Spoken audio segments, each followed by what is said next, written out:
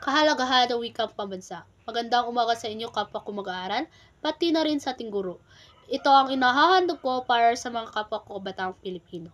Bago ko ito sisimulan, tatanungin ko muna kayo. Kagaya ko bilang isang kabataan, may kamalayan ba kayo sa mga nangyayari sa ating wikang pambansa o wikang Pilipino? Marahil oo, dahil madami na din ang nangyayari sa ating lipunan.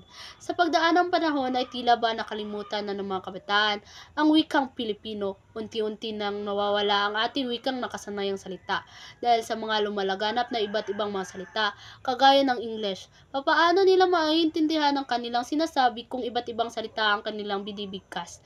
At marami na ang mga kabataang gumagamit ng social media dahil dito madalas lumalaganap ang mga bagong salita.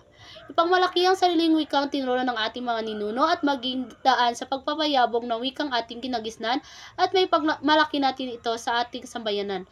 Marami ang mga nagsasabi, pati na rin ang ating bayani na si Dr. Jose Rizal, na ang pag-asa ng bayan ay kabataan para sa kinabukasan.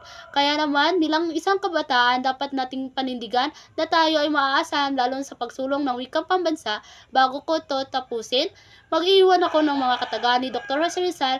Naway inyong isapuso at di ninyong makalimutan.